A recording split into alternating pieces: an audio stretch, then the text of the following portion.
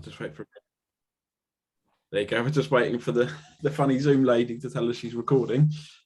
Welcome everyone. Good morning. Lovely to have you with us. Yeah, when Amy and I booked this session, we were thinking, well, if we get to sort of 2025, we'll be doing really, really well. And we're at 42 this morning, so really good to have you all with us. The high numbers does mean that introductions are going to be kind of tricky and would take up the whole session. So what I am probably going to attempt to do in a few minutes is do breakout rooms and just do small groups for people just to say good morning to one another. And add a quick bit of discussion, and then we'll come back as a main group. So I'll do that in a few minutes. But first, yeah, really good. Yeah, great to have you all with us. This is part one of a two-parter. Okay, so this is our sort of introductory webinar, just a short hour session with you all this morning. And then in July, 13th of July, we've got a sort of a half-day training session, which you're welcome to book in on, and we'll give you the links and all the rest of it at some point this morning. So yeah, this is very much the introductory level section, and then if you can join us in July for the full training session, it would be really good to have you with us. And we are talking about putting on another one because the uptake for this morning has been so good. We're sort of thinking it feels like people are wanting to look more at this now, and how do we participate or get young people participating in the work that we run and the services that we deliver. And yeah, so it's quite exciting when you get this sort of uptake, because you think, yeah, people are actually really eager to get young people's voices heard. So we'll talk more about that as we go through this morning. But yeah, just a quick promotion for the July session, and we will lay on another one if we get fully booked. So it'd be really good if you can join us for the sort of full session. Just by way of introductions, obviously you know about Momentum and Amy's brilliant work there. So yeah, please do reach out to Momentum if you've got questions about the session, or you'd like us to follow up on anything. Please sort of channel that through Momentum, and we'll pick that up. Just on my side, just to give you a little background, I've been working now in the youth sector, and this is where you all say you don't look that old. I've been doing youth sector work for 20 years now. Which I can't quite believe it's that long, but it actually is. In September this year, it'll be 20 years exactly since I took up my first sort of youth work job in the sector. So yes, it's quite a milestone. What have I learned during the 20 years? I've learned an awful lot, but what we're covering today is probably one of the most important things that I've learned actually from working in this sector. It's actually, the more we listen to young people, the more we talk directly with them about our services and our activities and everything we do with young people that's brilliant. The more we talk to young people about that, the better it gets. So there's a little bit of sort of, yeah, I guess reflection from me this morning. So what I'm going to do this morning, I'm just going to split you out into breakout groups, which will be a little bit chaotic for a minute, but we're just going to split out into groups, and just very quickly, and I mean very quickly, I'm being very strict about this, you'll be in groups of sort of, yeah, 5, 6 hopefully, and then what I'd like you to do is just literally say where you're from, sort of name where you're from, what your organisation does sort of day to day. So, you know, we support young people in this setting, or we do youth work or youth clubs in this setting. So just a really quick introduction, and then I'd like you to discuss just for 5, possibly 10 minutes. I'll go around the groups and see how we're getting on. This question is, why do young people's voices matter? Okay, so yeah, that's the question that I want you to spend just 5 minutes discussing. Why do young people's voices matter? And then what I'd like you to do, I'll then hit the timer, which will bring you all back into the big group, and I'd like you just to select a spokesperson who will just quickly feedback to say one quick point: why do young people's voices matter? Because. So just give us a sort of a very quick because. Then from that point on, that will sort of be us introduced to one another and working together. And then I'll just take you through some of the key aims and some thoughts from me. But I was just saying to the Momentum team, this 1 hour webinar is very tight, and I've tried my best not to compact a sort of 4-hour training session into 1 hour. So hopefully I've got the level of content right, but we'll see how we get on. So without further ado, let's go into breakout rooms. Quick introduction, so name, quick introduction of your organisation, and then I'd like you all to just discuss this question, this one question: why do young people's voices matter? Okay, so that's the key question. So I'm going to go for the breakout rooms now, and hopefully it will work pretty smoothly. Brilliant. Welcome back, everybody. Sorry that was very quick, but it was really good, really good. I was going through the different groups and I was eavesdropping and waiting for people to finish, and there were some fantastic points coming through, to the point where I think some of the people in here have been doing youth work for some time and have really got to grips with how we listen to young people and why it's so important. So there were some brilliant answers. Sarah in breakout room 4, she described my youth work career as being as long as forever, which I thought was a bit worrying. Sorry, Simon. And you also mentioned Greta Thunberg, which leads us nicely on to the video that I'm going to share in a minute. But very good. So I'm going to use that example in a second. But before then, let's just have a quick run through. So each group, we've got to keep this very timely and very tight. So apologies if I cut you off. It's just because we've got so many people.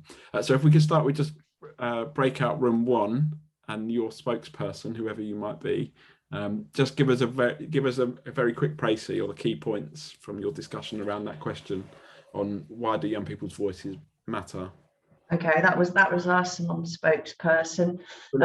We said because we don't necessarily know what's relevant and what the young people want, they're more likely to engage in services if they've got their voices involved in it and have told us what they would like to do.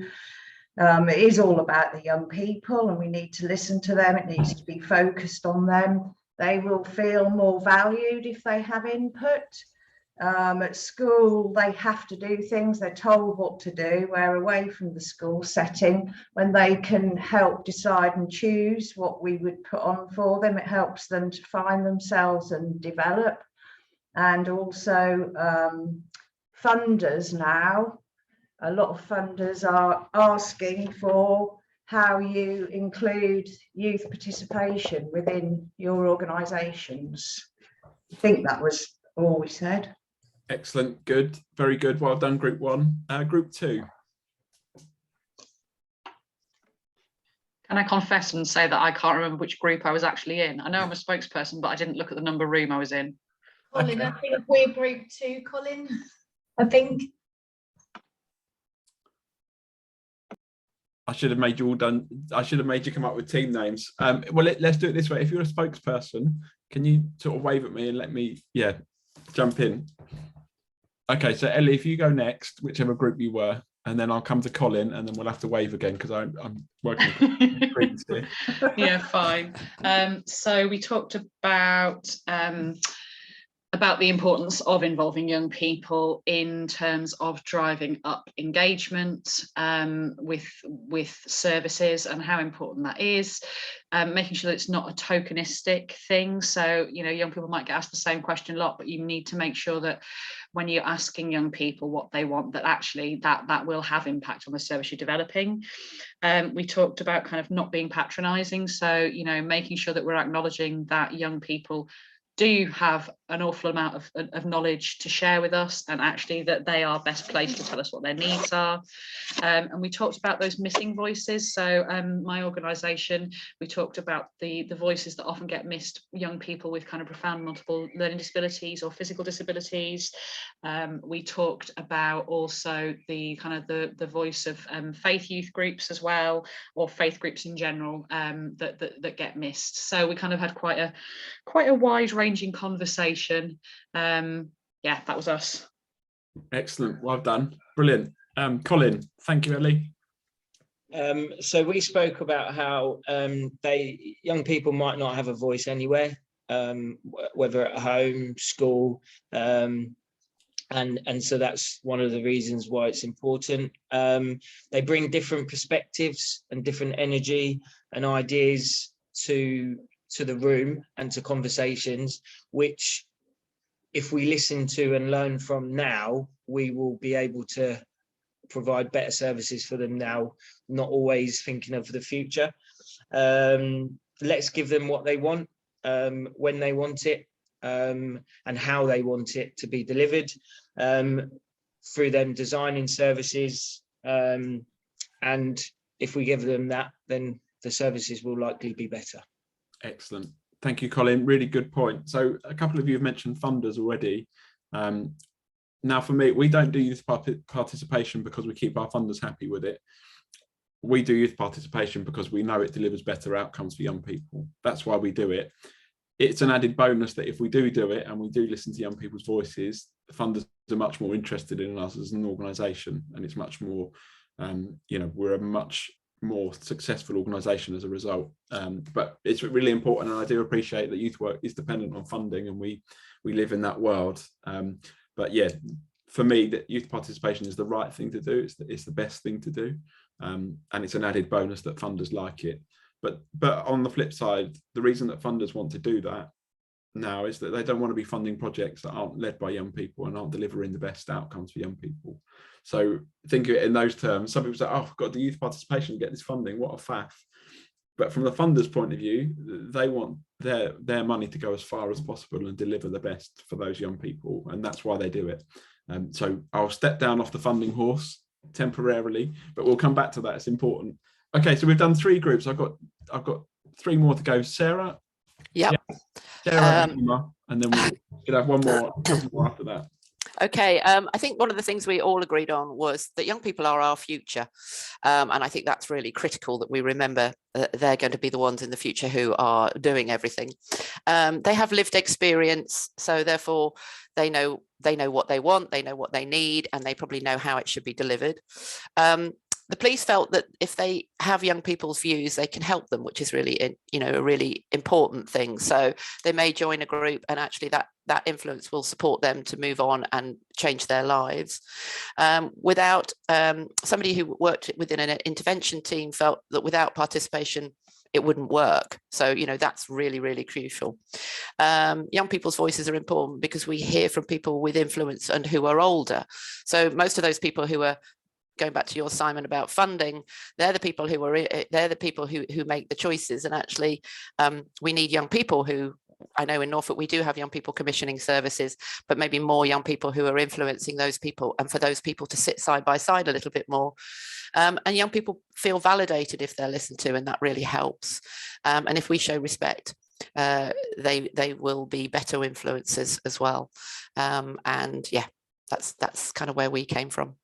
Excellent. Really like that. That's another really key point, and I really like that around when we do youth participation, it helps young people's confidence and self-esteem improve in part of that process, because they feel, okay, actually that individual or that organisation, they want to hear what I've got to say about how I feel and what I experience as a young person. Absolutely brilliant. So thank you for that. Really good. Emma.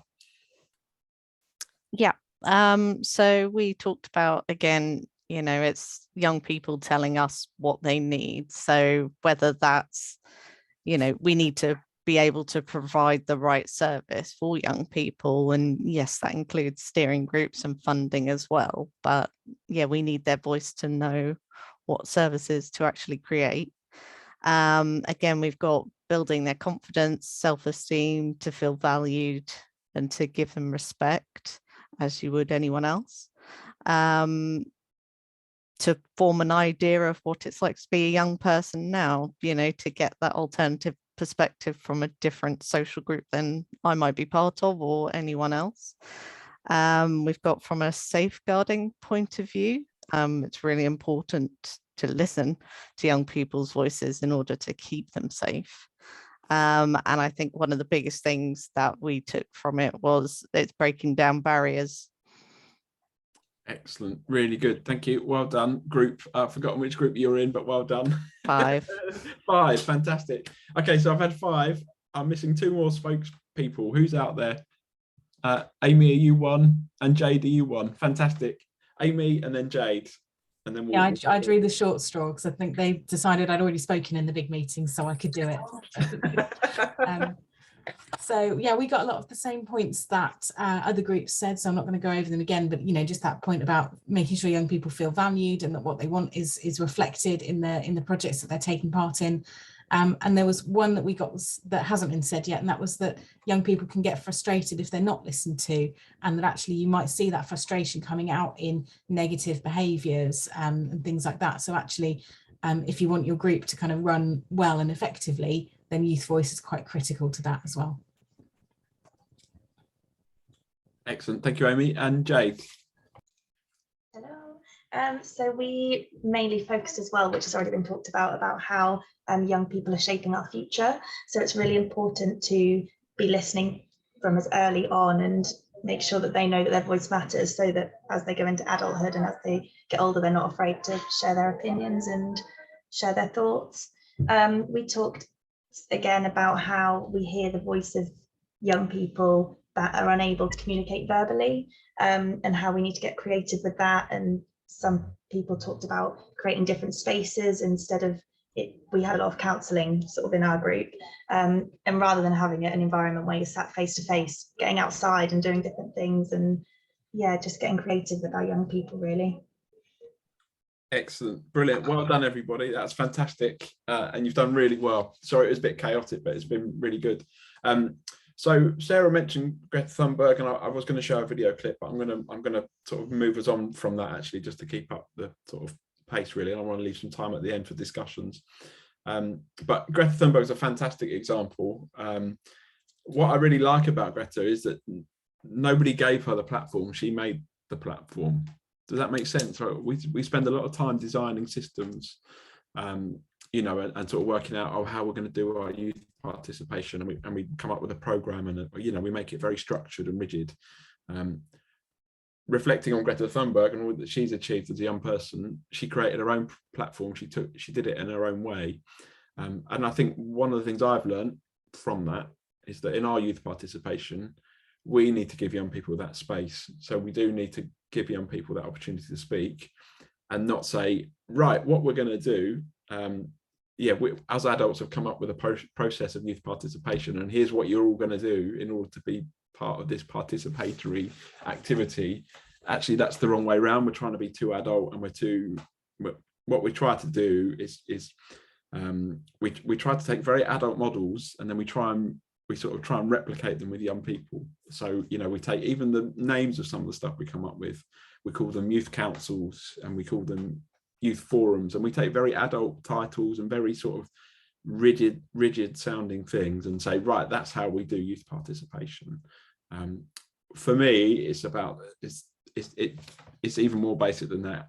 Our first starting point is actually conversations with young people, and that might sound really basic, and you're thinking, I'll come on this webinar and you just told me to have conversations with young people. That is absolutely critical part of youth participation, is that conversation time. And so if you've got a team of people or volunteers, I think it's really important to look at how we do training with volunteers and other youth workers around listening to young people, and creating that space for young people to have their voices heard is really, really important. So I've recently been reading a piece of academic research which is looking at meaningful conversations, and I thought, oh, this is going to be really very good. It's going to be very revolutionary for my sort of webinars and training. Not to belittle the academics, but when I got into it, it was basically saying, you know, have meaningful conversations with young people, ask them questions, listen for feedback, ask them open questions. But the most important thing about meaningful conversations is creating that space to listen to young people.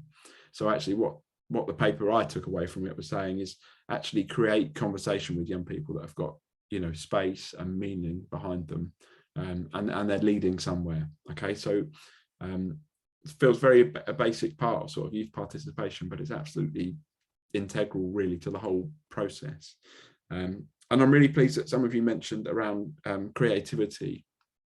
What we tend to do, and because a lot of us have got this funding pressure coming down that we have to involve young people and we have to do that, what we tend to do is go, all right, we'll do it in a very rigid way that the funders like, and it's all very good. What we've got there, we've got a whole sector of people here that work every day with young people and are really creative, are very innovative thinking. But what we tend to do is fall into that trap of just doing what we've always done, and ignoring the fact we've got a very entrepreneurial and a very creative youth sector. Certainly in Norfolk, we definitely have. I've been training in Norfolk now for a few years, and it always surprises me just how switched on organisations are. So I guess what I'm saying today, one of the key takeaways is actually youth participation doesn't have to be boring. It doesn't have to be young people sat around a table with flip chart and pens. It can be young people outside. It can be young people doing a high ropes course, and you're your team are having those conversations with young people. The challenge is capturing that. So if you go down the sort of more informal route, it's around how do we capture those conversations and those key bits of information that young people give us. But at its heart, youth participation, comes down to listening to young people, having meaningful conversations, and being open to what young people might say, because that is the other thing that we sort of say. I get sent surveys. We do a lot of evaluation work for youth work projects, and I get sent surveys, and what it says is, out of 3, how would you rate the service that you receive? Answer 1 is excellent, answer 2 is very good, and answer 3 is good. And I think, oh, well, hang on a minute, what's going on here? And what people say is, oh, well, we don't want to report back to the funders that actually young people aren't very happy. So we've sort of created this structure that makes sure we never create bad news, and we never share that we might have got something wrong, or we might not have included young people properly. So again, just think about how we do youth participation. Don't assume that you just have to accept one of these rigid structures. Think creatively, but also think about authenticity and how we make it a genuine process where we want to hear what young people think, and we're actually willing to take bad news. We're actually willing to hear it. That is part of youth participation, and it's very easy to get into that trap of we don't really want to hear bad news, so let's try and engineer it so we don't have to hear bad news. It's in that bad news and in that learning and in where things go wrong that we learn to do things better. So I'm more fixated in failure and what went wrong and why did it go wrong in terms of fueling learning. And it's the same with youth participation. So yeah, another really interesting fact that I heard recently, in terms of one of the things that you have to be aware of is not bombarding young people with information requests and tell us about this and tell us about that. How many of you as adults have felt overwhelmed by the amount of information that you receive on a daily basis? Yeah, people are nodding. How many people feel that? What's interesting about that, did you know that in our life, in one day now, we process more information than somebody 200 years ago would have processed in a lifetime? Okay, so the average amount of information that somebody consumed 200 years ago in their lifetime could be put into like a copy of the New York Times or the Guardian. Okay, we now consume that amount of data or information on a daily basis. So it's important to think about that. And young people, I think, young people are growing up or their formative years are in this environment of information overload. So I think when we do youth participation, it's about focusing questions and doing it in a way that doesn't bombard young people with too many questions, that we allow some space for young people to speak and to be heard. So good, really good. I'm really pleased. I'm just going to share a couple of very quick slides with you. But before I do that, just one reason that I did put you out into breakout rooms is that, one of the reasons I did that is to give you a sense of what our training is like. So if you come on the July session, it's very much working in groups, discussing it, getting underneath the skin a little bit of youth participation and how to do it. And so we'll go through sort of ways to approach it, principles and things you need to think about as part of that session. So yes, that was why I sort of did the breakout group as well. Just to say, if you put in comments in the chat, I will come to that. I'm not ignoring you. But yeah, I just wanted to make sure we kept the session going. So I'm just going to quickly share a couple of slides I put together for today. And some of you will be very familiar with some of this, but I always think it's good, even when I come back. Hang on a second, let me get the right screen. Even when I come back to running this training, every time I do it, it's really good to be reminded about some of this stuff.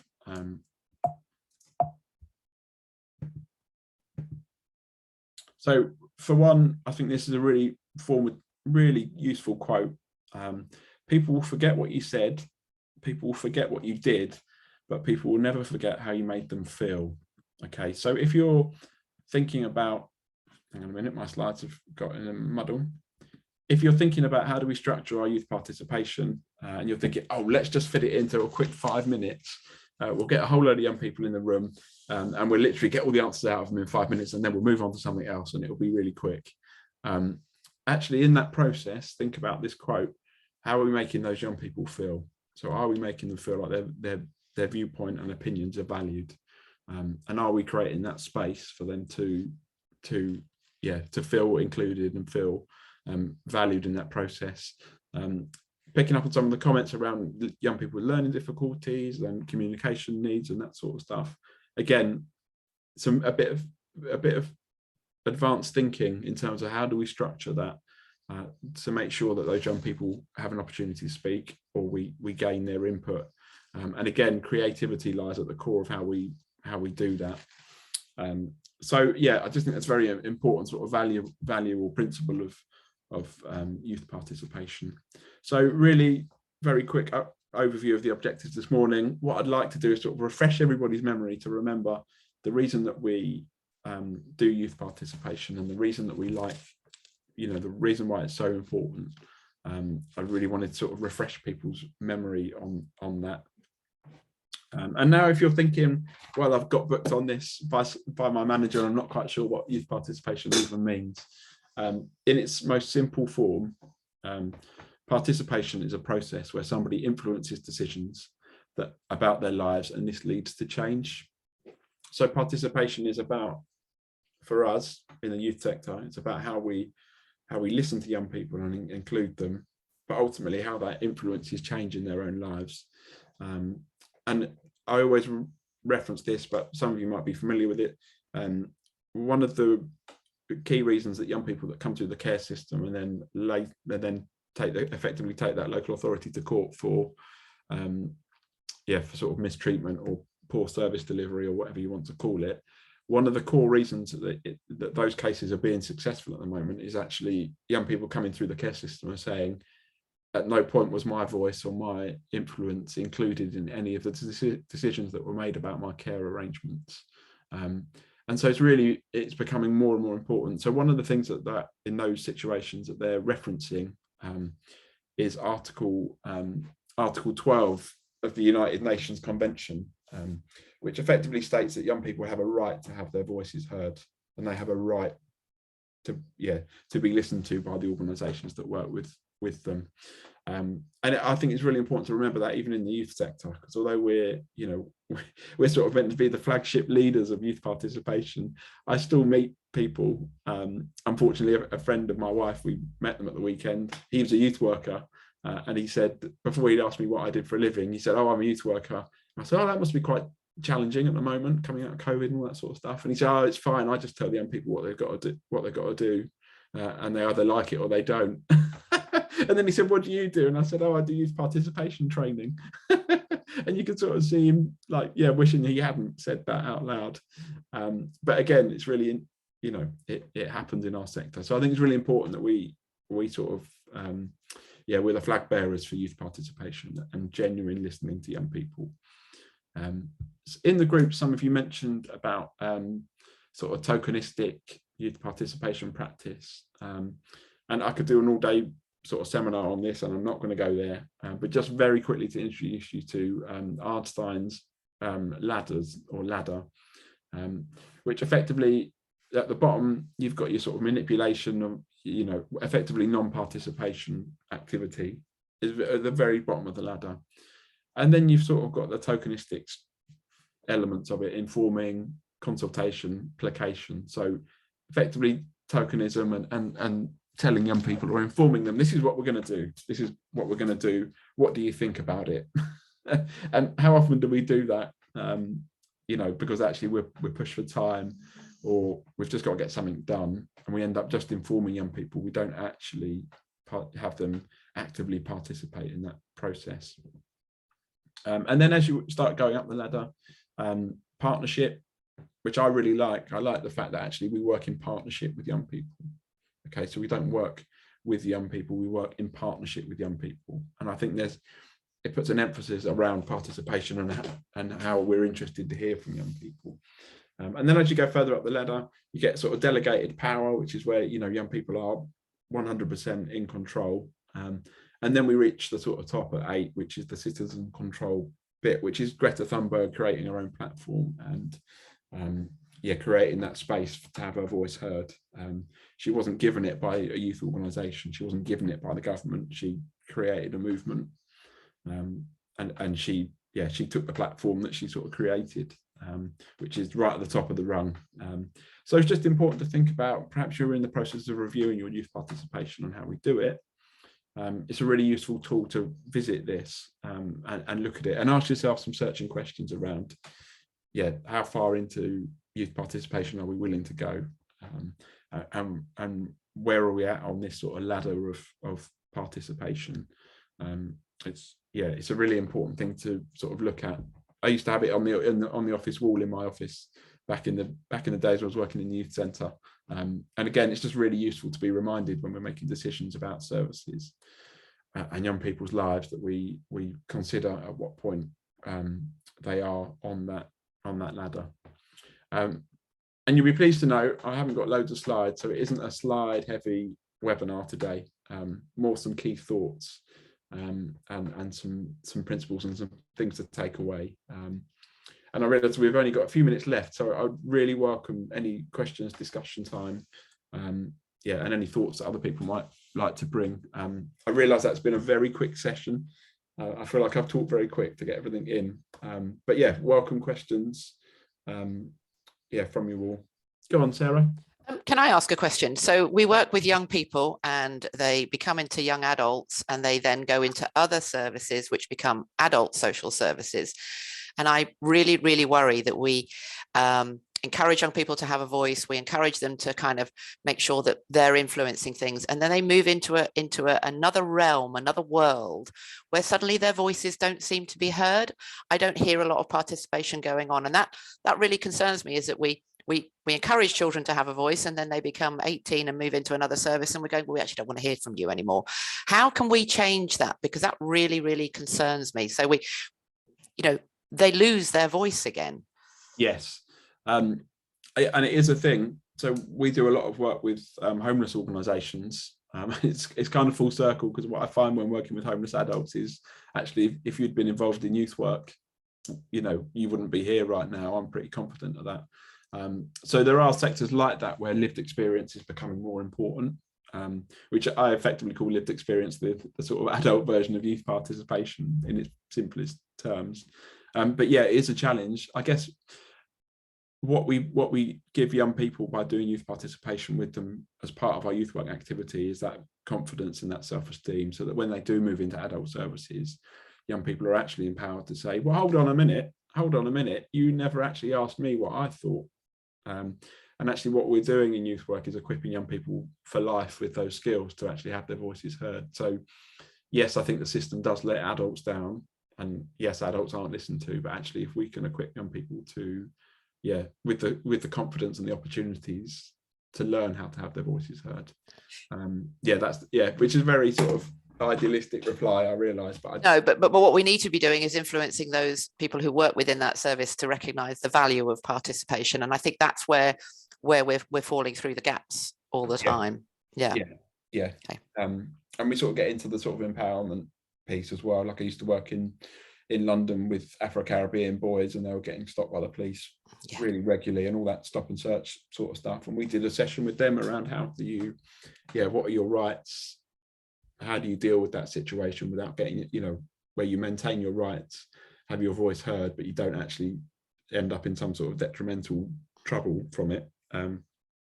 Again, it's a challenging thing to sort of think about, but it's important that we equip young people with that knowledge. But brilliant question, Sarah, thank you. I think again it comes back to that flag bearing bit. Actually, as a bunch of youth sector organisations, we can challenge adult services around that, and we can model best practice to them as well, which I think is important, which I would love to see. Wouldn't you love to see that adult services go, cool, that youth organisation down the road in Norfolk are doing a really good job with young people, and the service is fantastic, look at all they're achieving. Wouldn't that be brilliant? That would be great. Away from there yet. I can retire then. And I do live in a very idealistic bubble, I appreciate, but we've got to hope for this stuff, haven't we? Brilliant, thank you, Sarah. Any other questions?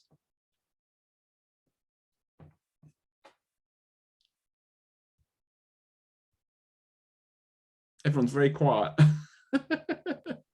Simon, there was a comment in the chat earlier about the different age groups and how participation for a 7-year-old and a 14-year-old and a 19-year-old are going to look very different. I wondered if you could comment on that.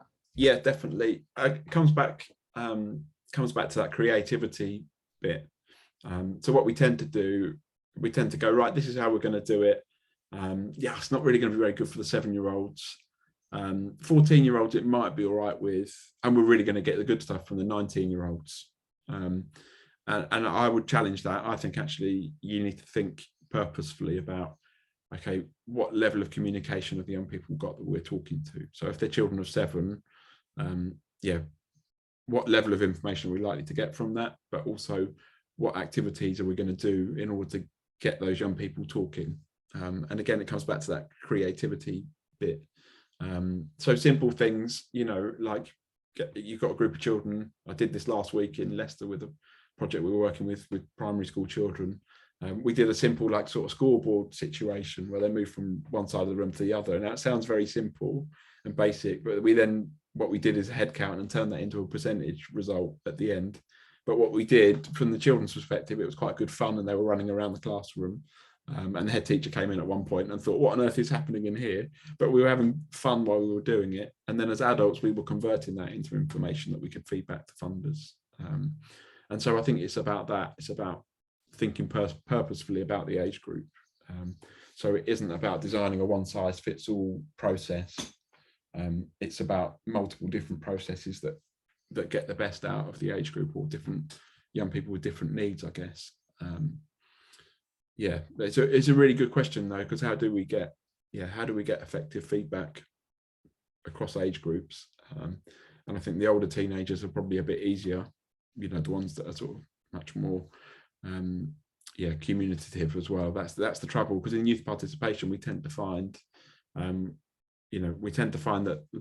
the sort of usual suspects, I call them, get really well involved in youth participation, and they pop up all over the place. And my question is always, where are the young people where are the young people that are disadvantaged that we're missing in this process, and where are their voices?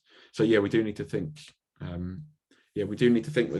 with purposefulness around youth participation and how to do it effectively. But yeah, good question, Amy. I'm just going through the chat to make sure I've got any others. Could I ask a question? You certainly can, Charlotte, go on. Yeah, so I'm hopefully going to be working with Momentum soon, and I've worked with children in the past, but this will sort of be my first sort of big role working within sort of youth and youth participation. And I'd love to know if you've got any advice or sort of tips when sort of coming into this work, and sort of if there's any sort of traps to be aware of, or, you know, not to fall into. Yeah, I think one of the things, and I think people in the room will probably be used to this also, is that you tend to find when people find out you've got direct contact with young people, they come out of the woodwork and they come up with all this stuff they've got to consult young people in, and they're quite and can be quite forceful around it. I've been there. I had a planning officer once say to me, "Oh, we need to consult young people about the master plan for this town." And my first thought is like, I'm quite bored by that. What are young people going to think? But they were very forceful about needing to do it, and they were very clear about how they wanted to do it. You know, this is what we need. This is how we're going to do it. And I actually had to stop them and say, no, if you want genuine feedback from young people, or, you know, for them to have a genuine voice, this is how we're going to do it. And sometimes you have to be a little bit, we almost have to safeguard young people to make sure that we don't put them into a participation process that is flawed or not going to let them have a realistic voice. So I think the key thing is holding those principles of participation and genuine participation is a really key thing. And in that instance, I took the planning officers came out to our Friday night youth outreach project and stood there in the cold and the rain, and suddenly they had a lot more respect for youth workers. But equally, they got more realistic feedback from young people, because young people were pitching up at the project and going, what are the two guys in suits doing over there then? And then you sort of say, well, come over and have a chat with them. They're planning officers. What on earth's a planning officer? And you know, but it was putting the brakes on stuff to say, actually, you know, we work with young people every day. We're the specialists or the experts in this space.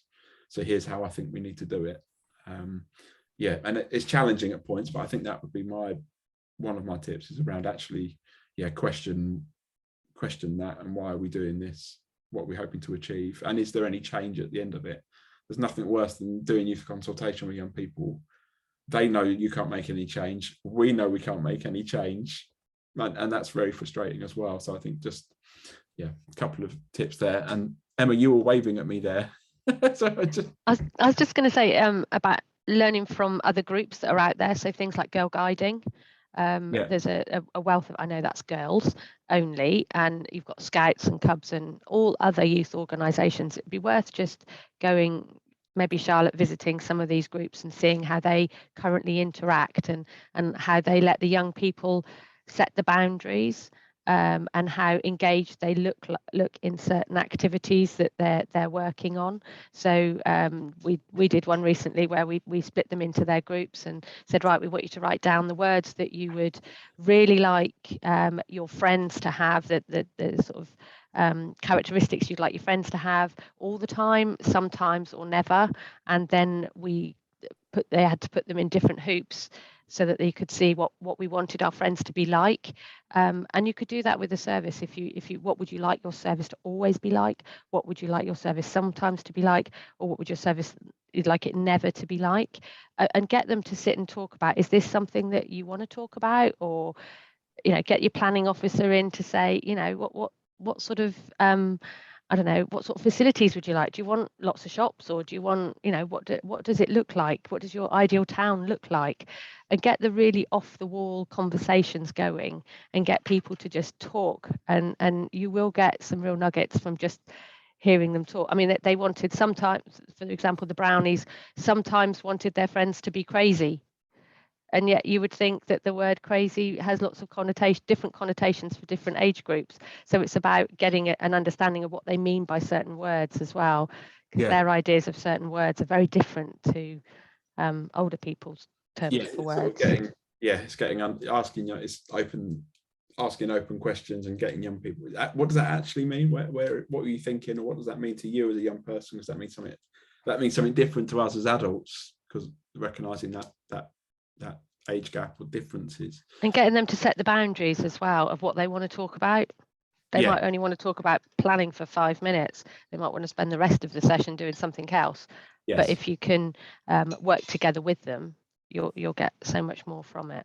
And I think 5 minutes is okay. That's the other thing. We go youth participation, that needs to be an hour-long session. No, that can be a 5-minute chat around the coffee bar with some young people, very much on young people's terms, and I think that's one of my sort of top tips, is actually when we do youth participation and how we do it, it's got to be on young people's terms. And the mistake we make often is we do it on adult terms, and we expect young people to come to us on that, or to come to our level on that, and that's not the way around it should be.